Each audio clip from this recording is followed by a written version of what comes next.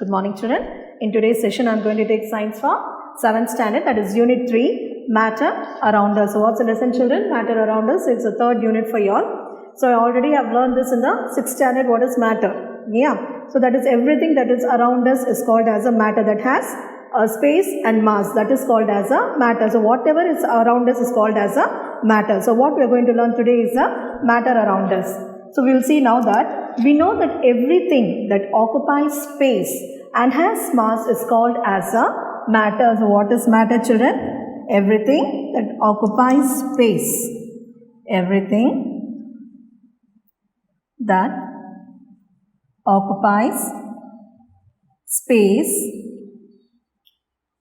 and has mass is called as a matter. So what is matter, children? That is everything that occupies space and has mass is called as a matter. Now do you know what is matter is composed of? So we will say that is matter has space and has mass. But we don't know that is what matter is composed of. So we have studied earlier that matter is composed of tiny little particles. So matter is composed of tiny means romba chinnada irukadhu illaya, tiny little particles. So matter is made up of tiny little particles which cannot be seen with our naked eye. Naked na nama vandu sadharana kannala nama paaka mudiyadhu illaya. So that we cannot see with our naked eyes, and this particle is called as a atom. So what is called as a atom? So matter is made up of tiny particles which cannot be seen with our naked eyes. That is called as an atom. So this particle is called as an atom. Now in this lesson we will study about atoms, molecules, elements, compounds, chemical formulae and its atomicity. So we are going to learn about this in this lesson. So one by one we will see. First is the atoms. So what we are going to see now, first atoms. Okay. Now graphite lead, that is used in pencil. So this is pencil. Yeah. So in this you have inside this lead. This is the graphite lead which is used in pencil. Is made up of an element called atom. So what has element is called as a atom.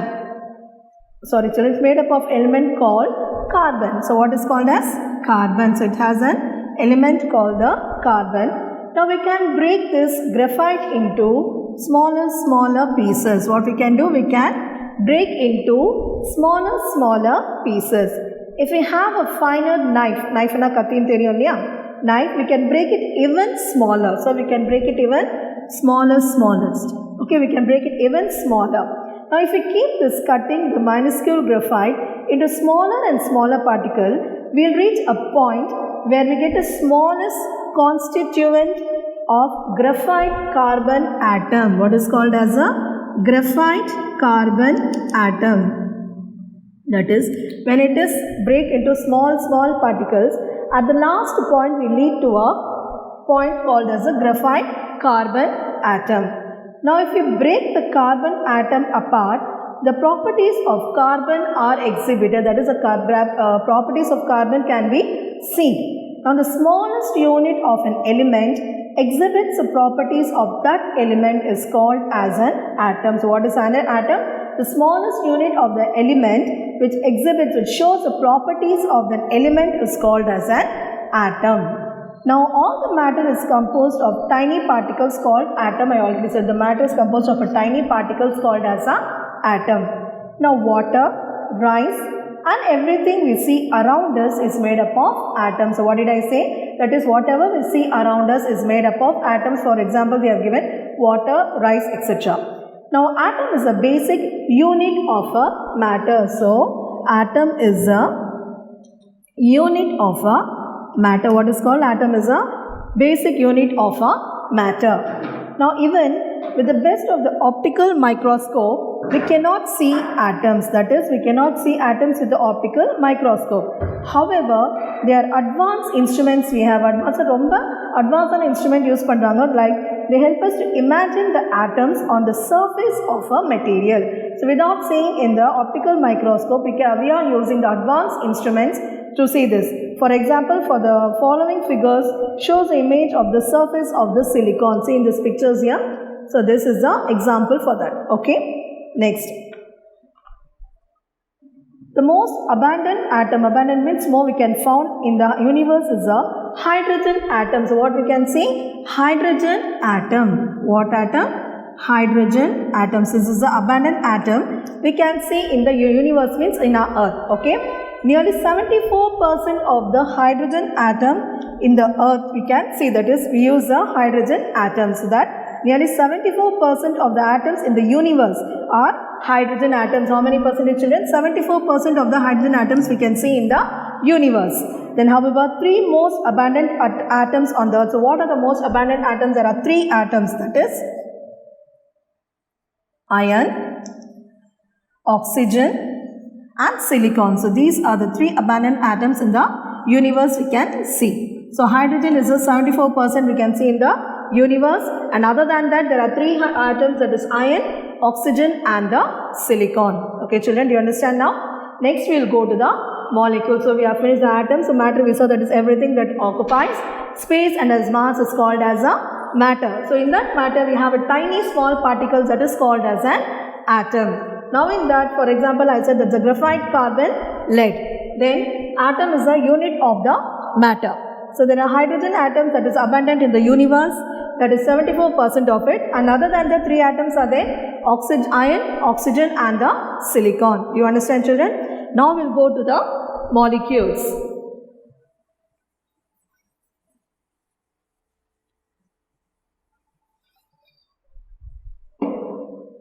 So next is the molecules. Now in this, when an atom combines with another atom and forms a compound, it is called as a molecule. So when an atom combines with another atom,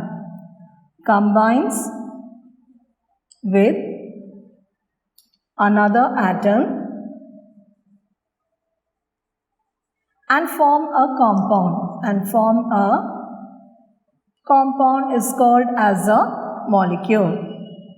Compound is called as a molecule. So what is molecule, children? An atom combines with another atom to form a compound is called as a molecule. Now here it is given here, molecules made up of 2 or more atoms chemically combined. Now oxygen gas in the air that we breathe is made up of 2 oxygen atoms, that is, for example, oxygen we say O2. So these are the 2 atoms, 2 oxygen atoms. So oxygen gas in the air we breathe is made up of 2 oxygen atoms chemically combined. So the picture is given here, see here. This is a O, that is O2, that is 2 atoms, 2 oxygen atoms. You understand children? O, that is 2 O is there, O2. So how many atoms are there? 2 oxygen atoms. Now ozone is a substance that is made up of 3 oxygen atoms chemically combined. So ozone is O3, that is O. That is how many? 1, 2 and 3. So oxygen, okay, that is made up of 3 oxygen atoms chemically combined. Now next, an atom of oxygen and 2 atoms of hydrogen combine to form a molecule of water. For example, for water, I said what is the formula for water? H2O. Do you understand children? H2O, that is hydrogen has 2 atoms and oxygen has 1 atom. Okay, that is H2O. You understand children? How do you get H2O? That is an atom of oxygen, that is 1 oxygen, and 2 atoms of hydrogen. So this is combined to form a molecule of water called H2O. Now the molecule can be formed by the same or different kinds of atoms. That is, a molecule can be formed by the same as well as different kinds of atoms. The molecule can be classified as below they have given. A molecule which contains only 1 atom, that is 1 atom, is called as a monoatomic molecule.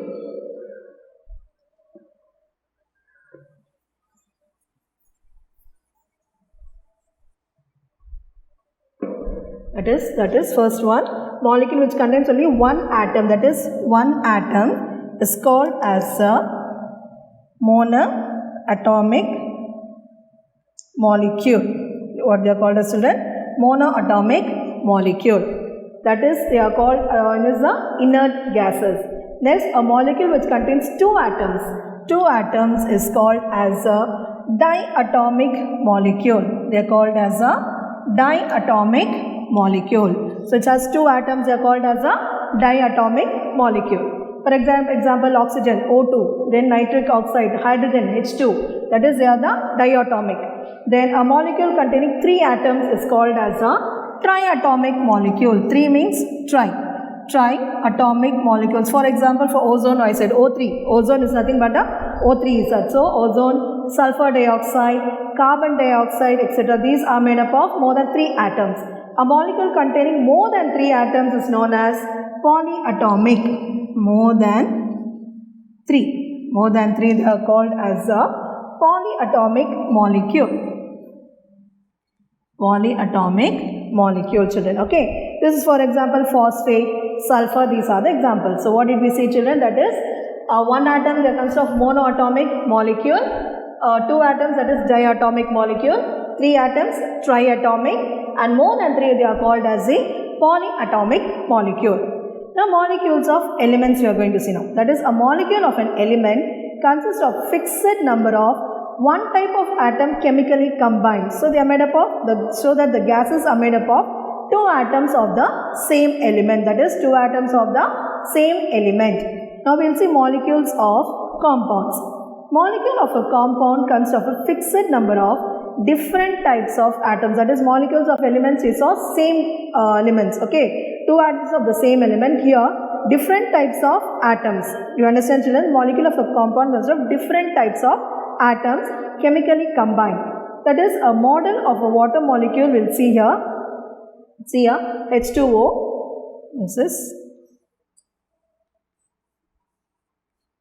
This is H. And this is O. That is H2O. This is model of a water molecule. What is this? Model of a water molecule. What is this called as, children? Model of a water molecule. Here, each molecule of water consists of one oxygen atom and two hydrogen atoms. That is, one oxygen atom and two hydrogen atoms.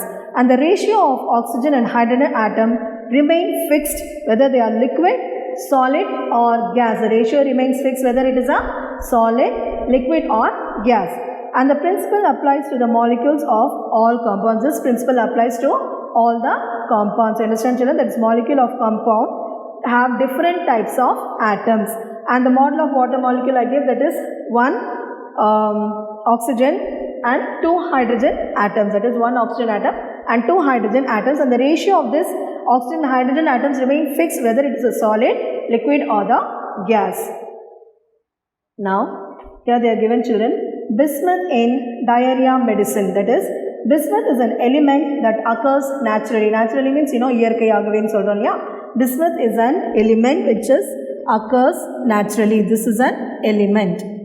This is an element which occurs in the earth naturally, and it is combined with other elements to make medicines for treating diarrhea. So this is combined with other medicines which cures diarrhea. So you know what is diarrhea? No, children will say loose motion. Yeah, that is diarrhea. Okay, bismuth is combined with other elements to form a medicine which is useful for the treating diarrhea.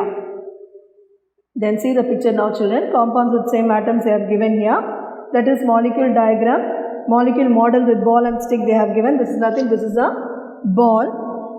This is a ball and this is a stick. Okay, that is it given here.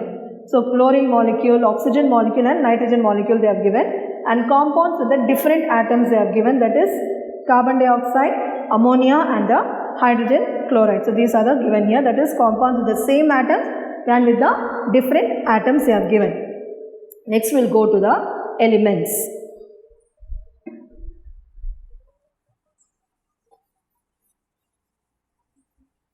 I think till here you have understand, children. So now we will go to the next to the elements.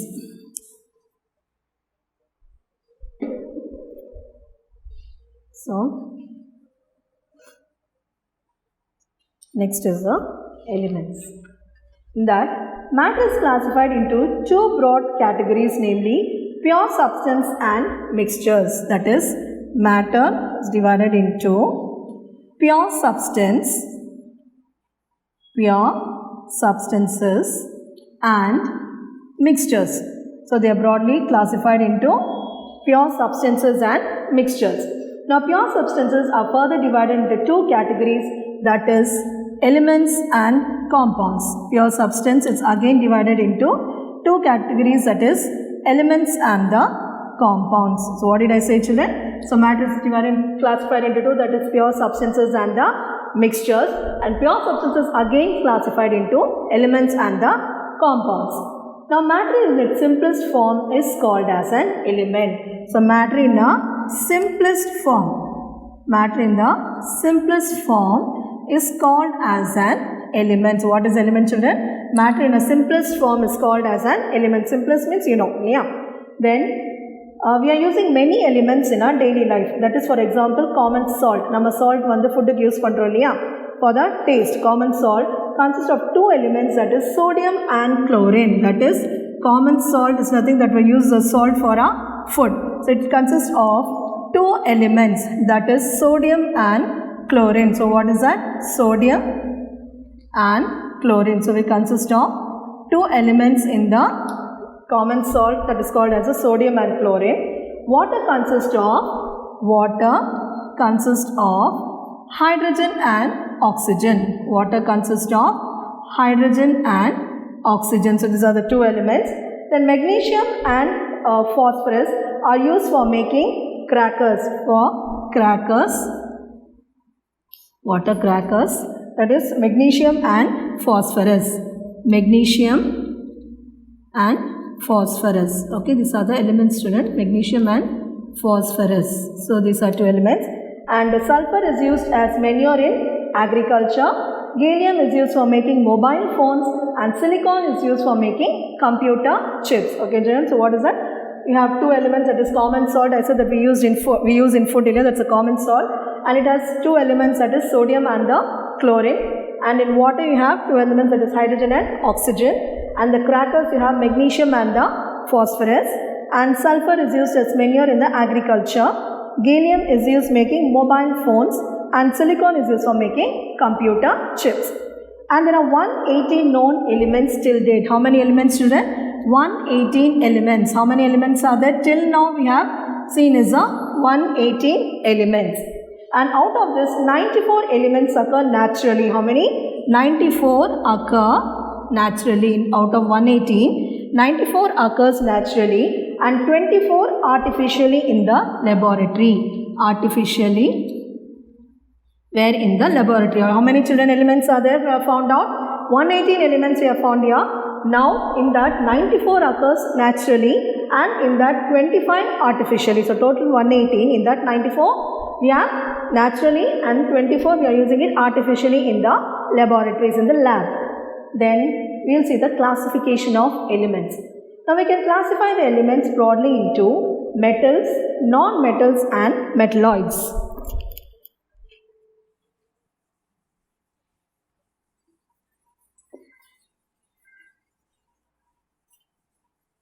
So what we are going to see now?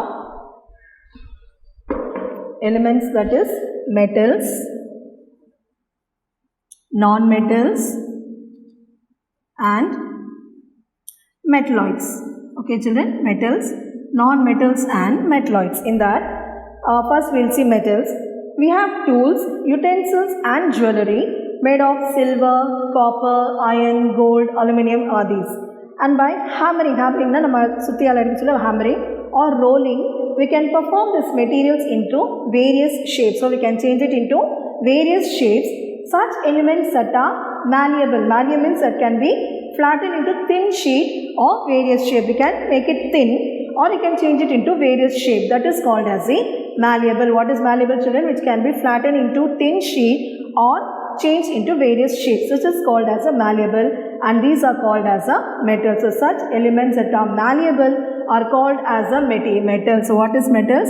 Which are malleable are called as a metal. So malleable, I explained to you what is malleable. That is, can be flattened into thin sheet or changed into various shapes. That is called as a malleable. Such elements are called as a metals.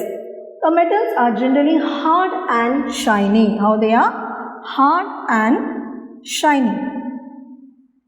Hard and shiny. These are metals are hard and shiny materials. Sodium is one of the exceptions as it is soft. Actually, sodium is also a metal, but it is soft. So, other tavara, it's ellame vandu hard and shiny. So, which is one soft, children? Sodium is exception because it is soft. Okay, sodium is exception. Why? Because it is soft. And all metals except mercury are solids at room temperature. All metals except the mercury are solid at room temperature.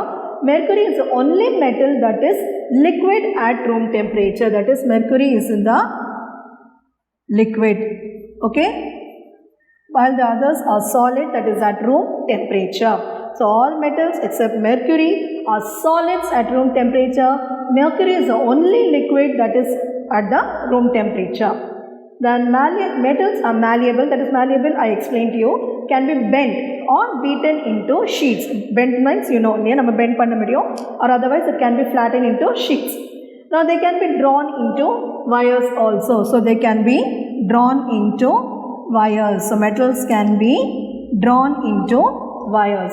And they are good conductors of heat and electricity. So they are good conductor of heat and electricity. So metals are the good conductor of heat and electricity. Then copper, lead, tin, nickel, iron, zinc, gold, magnesium and calcium are examples of the metals. So these are the examples like copper, lead, iron, zinc, gold. These are the examples of the metals. So what are the metals we saw, children?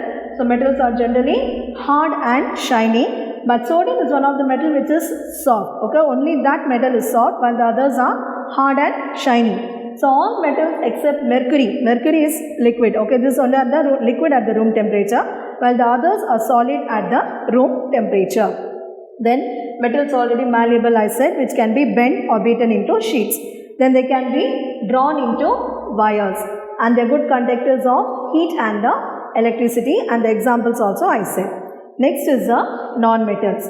Non-metals are generally dull and soft. So these are dull and soft. So non-metals are dull and soft. And diamond is shiny and also the hardest natural substance on earth. But diamond is a non-metal. But what happens? It is shiny also. It is shiny and hard. So, but it is also a non-metal only. Okay. So that is the exception. Diamond is shiny and also the hardest natural substance on the earth we can see. Now non-metals can be gases, solids and liquids. So they can be gases, solid and liquids. So non-metal can be gases, solids and liquids. The non-metals such as oxygen, hydrogen and chlorine are gases at room temperature. So what are the gases? Oxygen, hydrogen and chlorine are the gases at the room temperature. Like carbon, iodine, sulfur and phosphorus are solids at room temperature. So gases I said. So I said non-metals are gases, solids and liquids. In that first gases is oxygen, hydrogen and chlorine are the gas at room temperature. Well, carbon, iodine, sulfur and phosphorus are solids at room temperature. Bromine is the only non-metal that is liquid at room temperature. So I said the non-metals are even the gases, solid and liquids. In the gases I said the examples, liquid also and solid. Then non-metals are the poor conductors of heat and electricity. Poor conduction, that is poor conductors of heat and electricity. Metals I said good conductors, but non-metals are the poor conductors of the heat and electricity. However, graphite, a form of a non-metal carbon, is a good conductor of electricity. In this also exception is there, that is graphite is a good conductor of electricity, which is a non-metal. So what children? Non-metals are generally dull and soft, and in the exception is diamond. So diamond is shiny and also the hardest natural substance. And non-metals I said they can be in gases, solid and liquid. So what are the gases here? Oxygen, hydrogen and the chlorine. Then if we see solids, carbon, iodine and sulfur, these are the solids at room temperature. Then what is the liquid here? Bromine is a liquid that is at the room temperature. And I said that is a metals are the good conductors. Well, the non-metals what are here? They are the bad conductors, they are the poor conductors of the heat and the electricity. In this exception is graphite, which is a good conductor of electricity. So listen children, next half of the lesson we will see in the next class. Thank you children.